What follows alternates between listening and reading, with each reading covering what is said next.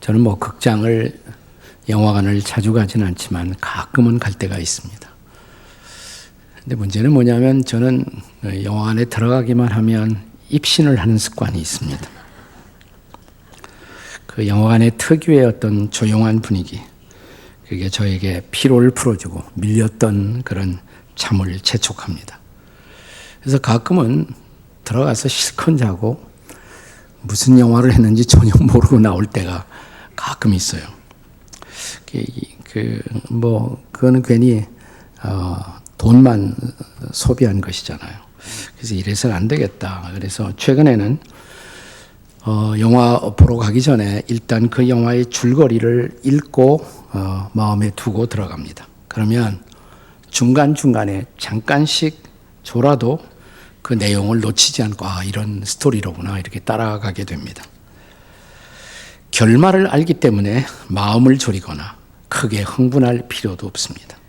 물론 기대치나 흥분 지수는 훨씬 미약해질 수가 있죠.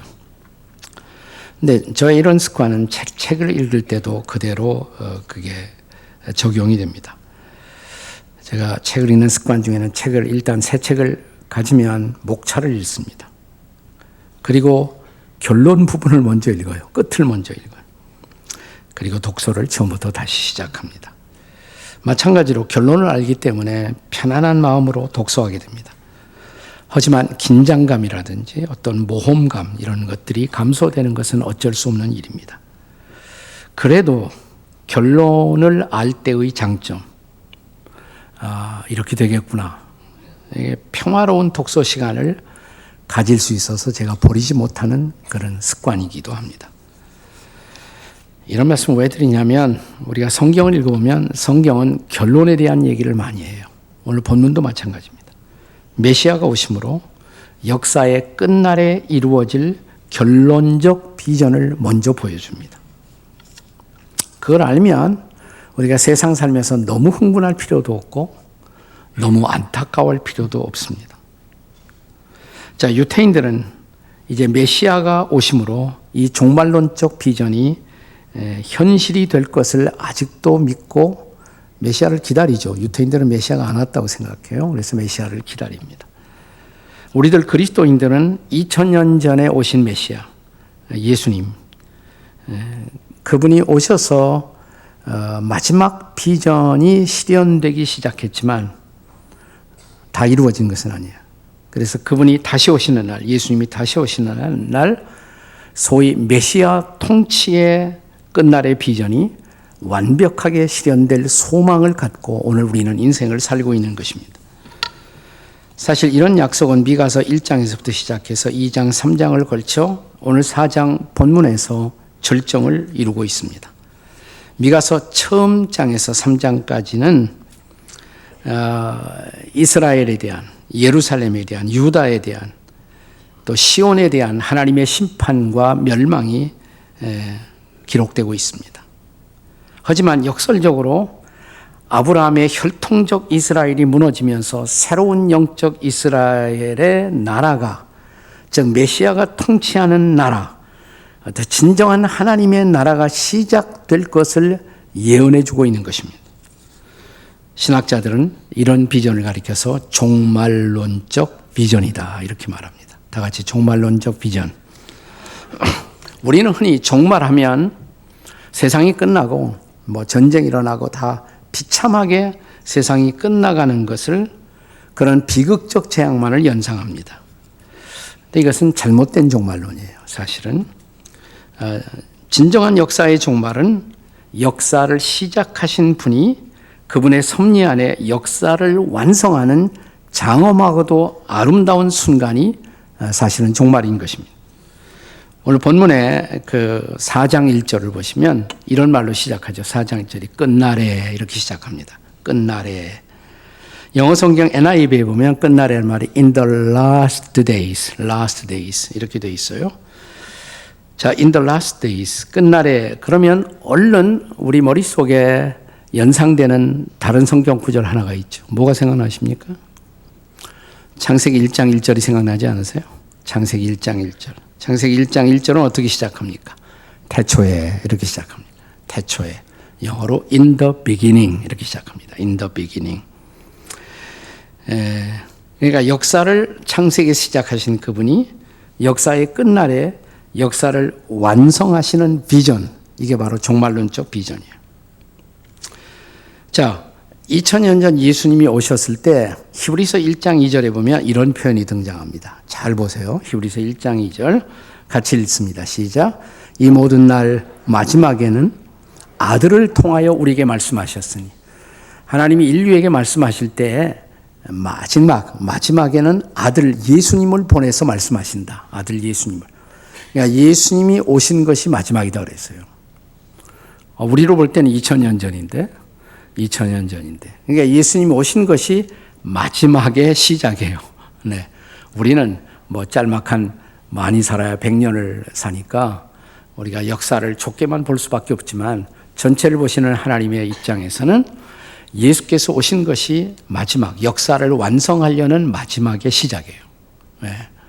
그러니까 지금은 마지막인 것입니다. 네. 그래서 지금은 정말 그 마지막을 완성하실 그분이 다시 오실 때가 가까이 오고 있습니다.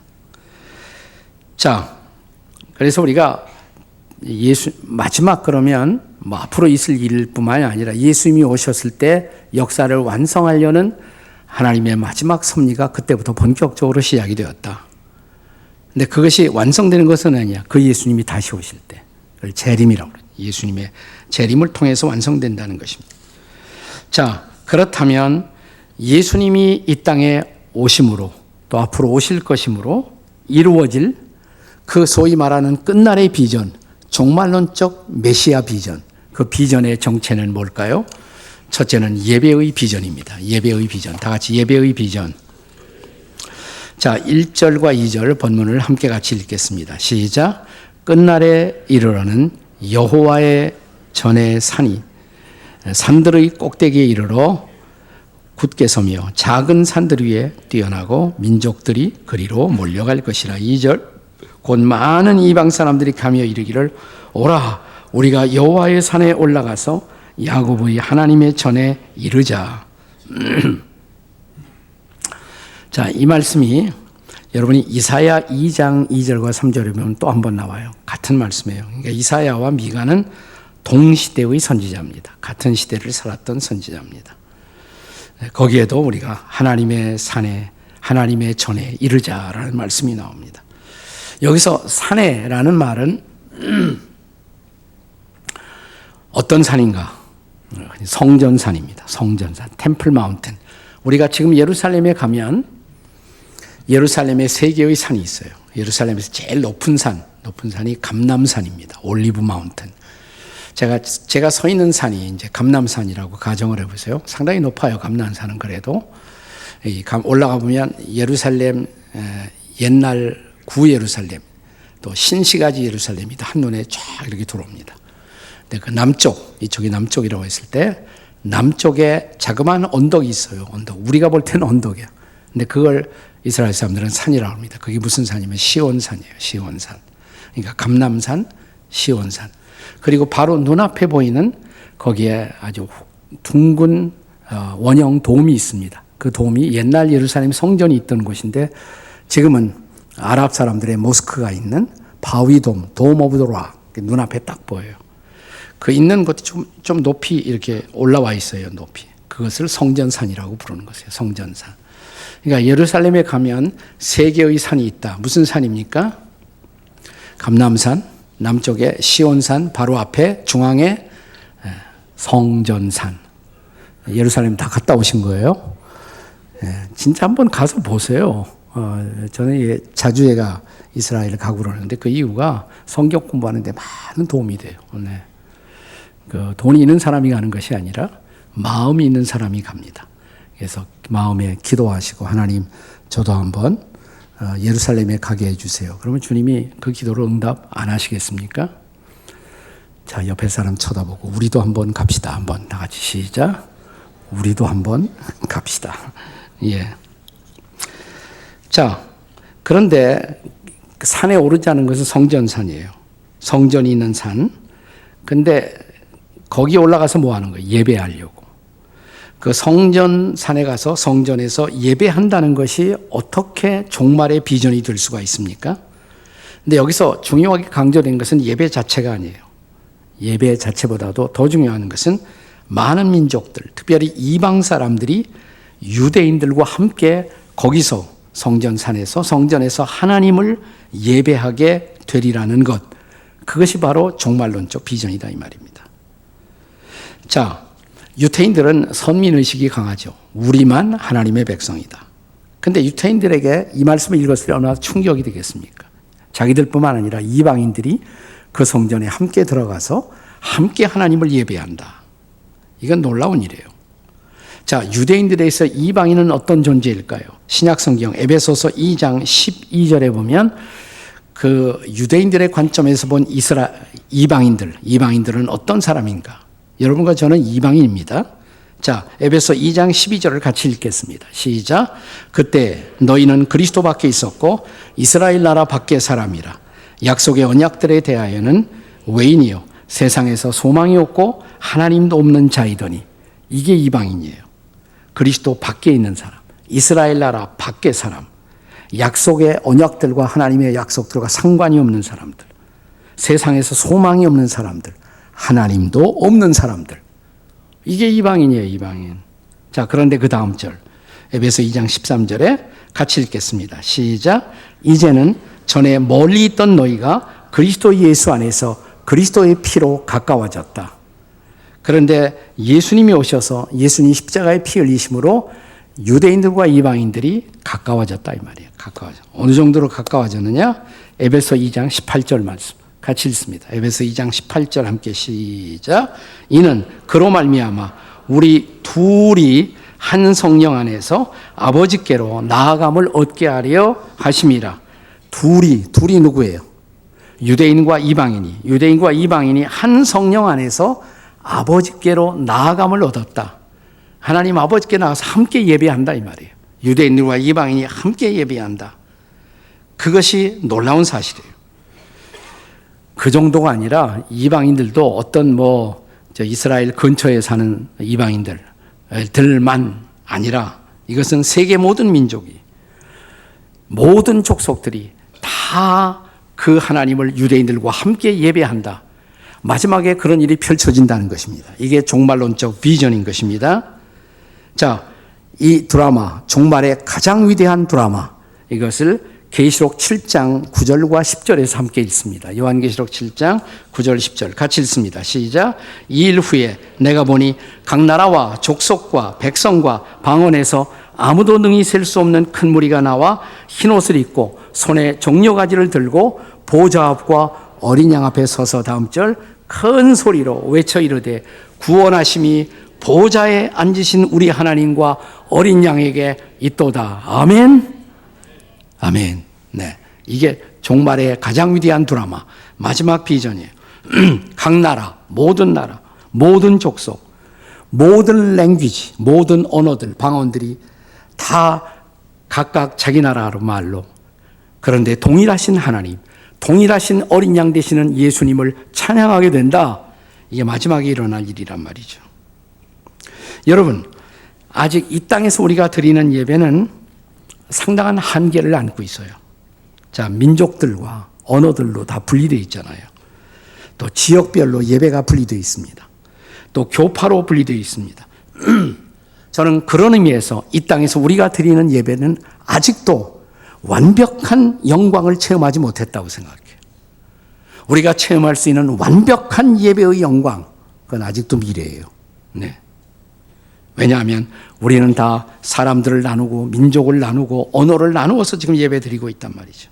그런데 여러분, 우리가 가끔씩 여름철 같은 때 우리가 그 아우리치를 나가고 단기 선교를 나가면 거기서 다른 나라 사람들과 어울리면서 그분들의 언어로 찬양도 우리가 따라서 한번 불러보고 같이 기도하고 예배하면 여기서 드린 예배와 전혀 다른 어떤 느낌이 있어요. 설렘이 있고.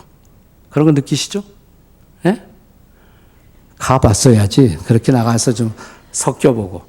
여러분, 우리 교회 안에도 여러 가지 다인종 예배가 있다는 거 아십니까? 우리 교회 안에 영어 예배가 있고요. 우리 교회 안에 중국어 예배, 일본어 예배 다 따로 있어요. 그런 데도 한번 가보세요. 가끔 가서 그런 데서 예배 드려보시면 뭐 신선한 느낌이 있어요. 신선한 느낌. 예. 우리의 민족의 경계를 초월해서 이들과 함께 같은 하나님, 그분을 예배하고 그분을 찬양하고 그분께 기도하고. 예. 이게 뭐냐면 종말론적 비전을 미리 체험하는 것이에요. 혹은 영원한 천국의 삶을 지금부터 연습하는 것이에요. 왜냐하면 마지막에 그 광경이 펼쳐지기 때문에 모든 언어, 모든 나라 사람들이 함께 저 예루살렘에서 하나님을 예배하는 그 놀라운 광경을 한번 연상해 보세요. 이것이 마지막에 이루어질 종말의 비전인 것을 믿으시기 바랍니다. 예배의 비전이에요. 근데 그 예배의 영광을 지금 조금이라도 체험하려면 지금부터 그런 연습을 해야 된다 이 말이죠. 연습. 자, 메시아가 통치하는 그 나라의 비전, 마지막 종말론적 비전. 두 번째는 뭐냐면 말씀의 비전입니다. 다 같이 말씀의 비전. 자, 끝날의 비전 두 번째는 말씀의 비전 혹은 다른 말로 토라 비전이다. 이렇게 말할 수가 있어요. 한번 따라서 토라 비전. 토라는 율법이라는 말이에요. 그걸 다른 말로 말씀의 비전, 율법의 비전, 말씀의 비전.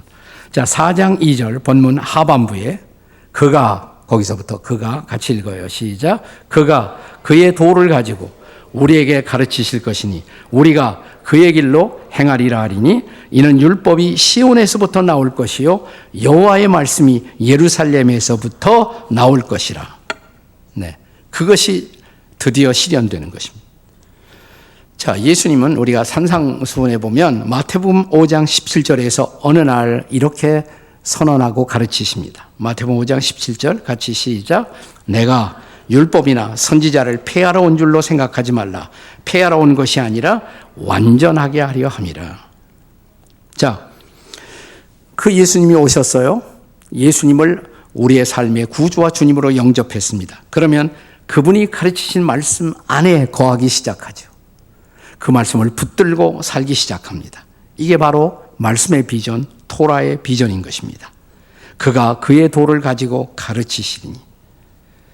네, 그런데 여러분 아직은 이 땅을 보시면 수많은 사람들이 주님의 말씀을 받아들이지 않고 주님의 말씀을 거스려 역행하는 삶을 살고 있습니다.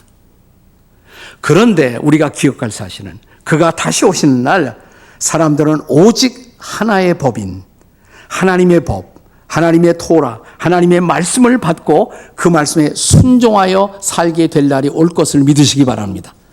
지금은 그 말씀을 역행하고 있지만 그 말씀을 다 순종하는 날이 올 것이에요. 그렇게 되는 날이 천국이에요. 완성된 천국이에요. 그 종말론적 비전을 바라보며 살고 있는 것입니다. 오늘 이 세상은 하나님의 법을 거스리고 역행하는 세상이지만 이런 세상을 보면서 너무 실망하지 마세요. 왜 세상이 이 모양일까? 너무 절망하지 마세요. 자, 성경은 마지막 때에 종말의 비전이 이루어지기 전에 종말의 혼돈이 또 혼란이 있을 것을 미리 예언하셨습니다. 계시록 12장 12절에도 보시면 요한계시록 12장 12절에 이런 말씀이 있어요. 이는 한번 따라서 읽어보세요. 시작. 이는 마귀가 자기의 때가 얼마 남지 않은 줄 알므로 크게 분내어 너희에게 내려갔습니다. 세상이 왜 이렇게 혼란할까? 마귀가 자기 때가 다 된 줄 알고 마귀의 모든 존재가 끝날 때가 온 줄 알고 화가 나서 내려가서 세상에 개판을 치고 있다 이 말입니다. 그러니까 다시 말하면 지금 마귀가 최후 발악하는 때다 이 말입니다. 최후로 발악하는 시간. 그러니까 세상에 못될 것들을 쫙 보면 우리가 너무 흥분하지 마시고 이렇게 생각하시면 돼요. 마귀가 발악하고 있구나. 네, 마귀가 발악하고 있구나. 마귀의 마지막 분노와 발악의 시대예요. 이게 종말론적 혼돈이에요. 그러나 이 종말론적 혼돈은 주께서 다시 오시는 날 종말론적 비전으로 바뀔 것을 믿으시기 바랍니다. 디모데후서 3장을 보시면 디모데후서 3장 1절이 이런 말씀으로 시작됩니다. 말세에 고통하는 때가 이르러. 네. 너희가 이것을 알라. 말세에는 고통하는 때다. 그 때가 올 것이다 그랬어요. 고통하는 때가. 이게 어떤 의미에서 고통이냐? 쭉 읽어 내려가면 디모데후서 3장 12절 이하 14절까지 한번 같이 읽겠습니다. 시작. 무릇 그리스도 예수 안에서 경건하게 살고자 하는 자는 박해를 받으리라. 악한 사람들과 속이는 사람들은 더욱 악하여져서 속이기도 하고 속기도 하나니 그러나 너는 배우고 확신한 일에 거하라. 하나님의 말씀대로 살고자 하는 사람은 세상에서 오히려 박해를 받아요. 세상에서 비웃음도 당하고 박해도 당하고 그게 당연해요. 세상은 하나님의 가치관을, 하나님의 토라와 율법을 거스리고 있기 때문에. 그래서 세상엔 속이는 사람들이, 악한 사람들이 많아지는 모습을 보고 있어요. 그러나 성경이 이렇게 그러나 너는 배우고, 이 말씀을 배우고 이 말씀의 확실한 일 가운데 거하라 이 말입니다. 그뿐만 아니라 우리의 책임 계속 내려가면 디모데후서 4장 2절하고 연결돼요. 같이 읽습니다. 디모데후서 4장 2절 시작. 너는 말씀을 전파하라. 때를 얻든지 못 얻든지 항상 힘쓰라. 범사에 오래 참음과 가르침으로 경책하며 경계하며 권하라. 아멘. 그러니까 그럴수록 말씀을 붙들고 말씀을 전파하고 살아야 한다는 거예요. 마침내 온 세상이 그 말씀 앞에 순종하는 그때를 바라보면서, 그 마지막 드라마, 마지막 비전을 바라보면서, 자, 그리고 그 비전이 이루어지기 위해서 우리가 할 일이 있죠. 그것이 2000년 전 이 땅에 오신 예수님이 이 땅을 떠나면서 마지막으로 주신 말씀, 마태복음 28장 19절 20절 The Great Commission, 위대한 명령. 같이 읽습니다. 시작. 그러므로 너희는 가서 모든 민족으로 제자를 삼아 아버지와 아들과 성령의 이름으로 침례를 베풀고 내가 너에게 분부한 모든 것을 가르쳐 지키게 하라.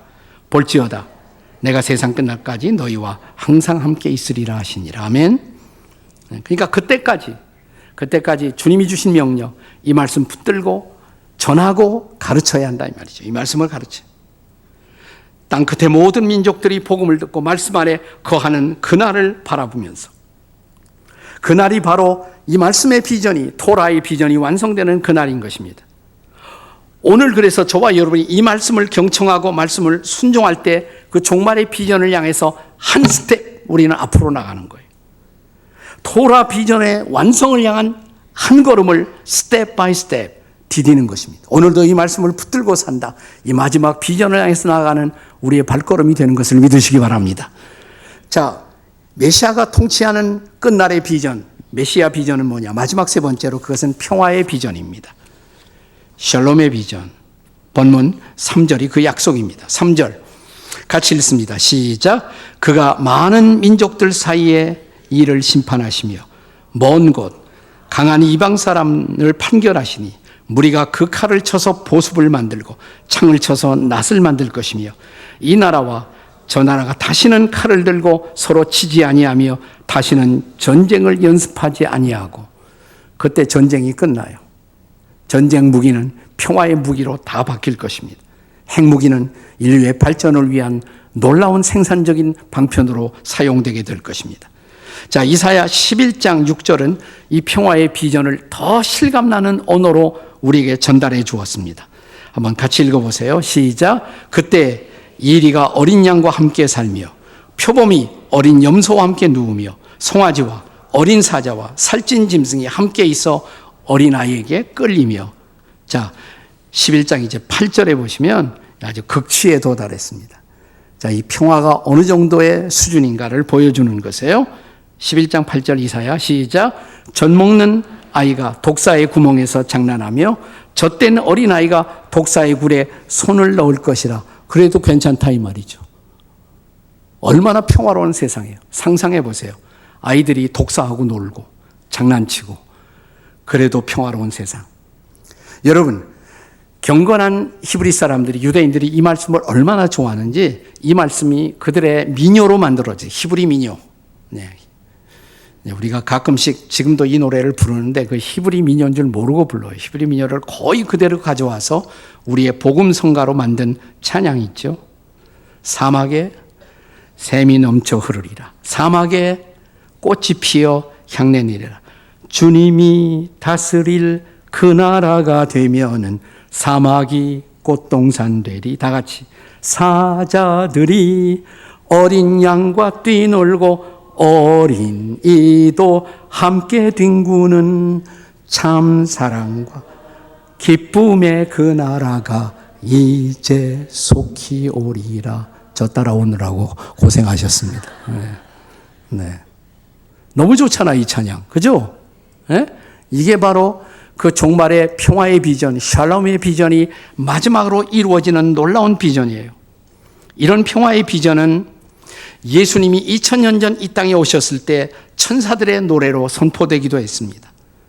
자, 누가복음 2장 14절 다 같이 시작. 지극히 높은 곳에서는 하나님께 영광이요 땅에서는 하나님이 기뻐하시는 사람들 중에 평화로다. 그러면 질문이 있어요. 그럼 그 평화를 가지고 오셨는데 세상은 아직도 왜 이렇게 평화롭지 못해요? 특별히 우리가 살고 있는 한반도는 왜 이렇게 날마다 소란스럽고 날마다 우리는 핵무기의 뉴스와 더불어 싸워야 하는지, 그 이유를 어느 정도 알 수 있습니다. 그 당시에도 2000년 예수님이 평화의 왕으로 오셨지만 평화의 왕이신 예수님을 거절하잖아요. 그가 예루살렘 성에 입성하실 때 그 예수님을 십자가에 오히려 못 박았잖아요. 자, 오늘 평화가 없는 세상, 평화 없는 한반도, 우리 땅을 바라보면서 예수님은 어떻게 느끼실까요? 제가 말씀을 묵상하는 가운데 저는 예수님의 환상이 보여요. 이 한반도를 보면서 예수님은 어떻게 느끼실까? 아마 그분은 울고 계실 것입니다. 울고 계실 것입니다. 왜 그러실까? 자, 예루살렘 성에 입성할 때 처음에는 호산나 이렇게 환영하다가 조금 와서 저를 십자가에 못 박으라고 외치는 그 변덕 많은 예루살렘의 군중들을 바라보시고 그 성에 입성하시면서 자, 예수님이 어떻게 하셨는가? 누가복음 19장 41절을 보시면요, 이렇게 기록되어 있어요. 자, 보세요. 가까이 오사 성을 보시고 그 다음에 뭐 했다? 우시며. 예루살렘의 성을 보고 예수님을 울고 계세요. 울고 계세요. 네. 예수님이 우시던 그 자리에 나중에 교회가 하나 세워집니다. 그래서 여러분이 예루살렘에 가시면 그 교회를 볼 수가 있어요. 이 교회가 이름이 도미누스 플레빗, 도미니스 플레빗. 도미니스는 주님, 플레빗 눈물이라는 뜻이에요. 주님의 눈물 교회. 이 교회당 끝에 이렇게 약간 눈물을 묘사해서 이렇게 둥근 돔에 이 눈물 모습이에요. 까만 이 모습이 눈물. 주님의 눈물 교회. 이 교회 딱 쓰면 이 내부고, 이 내부. 창을 통해서 지금 바깥에 예루살렘 구성이 보입니까? 안 보입니까? 그 둥근 돔이랑 성전이 보여요? 안 보여요? 안 보이는 인간 할 수 없고 잘 보시면 보여요. 자, 다른 그림으로 한번 잘 보여주세요. 예. 제가 보입니까? 네. 쫙 그 펼쳐져 있어요. 예루살렘 성이 펼쳐져 있어요. 자, 옆에 있는 분들에게 아무래도 한번 가야겠다. 다 같이 시작. 한번 해봐요. 아무래도 한번 가야겠다. 괜히 이상한 데 자꾸 돌아다니지 말고 적금해갖고 이런 데는 한번 가세요. 네. 자, 옆에 사람 보고 적금해서 우리도 갑시다. 다 같이 시작. 예. 제가 살아있을 때 가면 더 좋아요. 예. 예. 이 땅의 어떤 가이드보다도 여러분이 놀라운 안내를 받을 수 있다고 믿으십니까? 별로 기대가 없구만. 그러니까 안 가는 거죠. 자, 누가복음 19장 41절 다음에 42절 한번 읽어보세요. 그 다음에 예수님이 하신 얘기, 울면서 하신 얘기, 울면서 하신 말. 시작. 이르시되 너도 오늘 평화에 관한 일을 알았더라면 좋을 뻔하였거니와 지금 내 눈에 숨겨졌도다. 예루살렘 성이여, 너는 진정한 평화를 모른다. 그 평화가 네 눈에는 숨겨져 있다. 지금 평화의 왕이 오셨는데 그 왕을 거절하고 있단 말이죠. 그래서 예수님이 한탄하신 거예요. 너희가 나의 통치를 받으면 놀라운 평화를 경험할 수 있을 터인데. 자, 그분이 이 한반도를 향해서 똑같은 마음을 가지지 않겠습니까? 그분이 평화의 왕이세요. 근데 사람들은 어디에서 평화를 구합니까? 예수님 당시에도 혹시 로마의 황제 카이사가 우리에게 평화를 주지 않을까? 그 당시 예루살렘을 다스리던 헤롯이 정치를 잘해서 우리에게 평화를 주지 않을까? 천만의 말씀이에요. 그건 허상이에요. 트럼프가 우리에게 평화를 가져다 줄까요? 문재인 씨 잘하기를 바랍니다. 그분이. 근데 그분이 우리에게 평화를 가져다 줄까요? 저 북쪽의 김정은 씨, 그분이 우리에게 평화를 가져다 줄까요? 아닙니다. 예수님만이 이 땅에 진정한 평화를 주실 것을 믿으시기 바랍니다. 그래서 중세기부터 예수님의 교회는 이 성탄의 계절이 되면 늘 이런 노래를 불렀어요. 우리가 많은 캐롤을 부르지만 가장 오래된 성탄의 찬양이 있다면 이 찬양이에요. 이게 본래는 그레고리안 샨트로 불리워지던 찬송입니다. 여러분이 아까 불렀어요. 찬송가 104장. 곧 오소서 임마누엘, 그 포로 생활 고달파 메시아 기다립니다. 기뻐하라 이스라엘 곧 오시리 오 임마누엘. 3절에 보면 곧 오소서 소망의 주 만백성 한맘 이루어 시기와 분쟁 없애고 참평화 채워주소서. 기뻐하라 이스라엘 곧 오시리 오 임마누엘.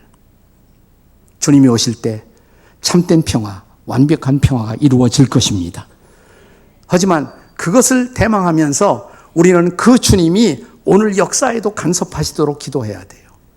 그 메시아신 주님이 한반도의 상황 속에 간섭하셔서 이 땅에 그 평화가 촉진되도록 주님이 기대하는 그 평화가 이루어지도록, 그리고 마침내 그분이 오셔서 이 땅에 온전한 평화를 주실 그분의 오심, 그분의 오심을 대망하는 계절, 그것이 바로 크리스마스의 의미라는 것을 믿으시기 바랍니다. 옆에 있는 분들에게 메리 크리스마스. 그 다음에 한 가지 더, Peace to you. 다시 한번 샬롬 하시기 바랍니다. 샬롬. 네.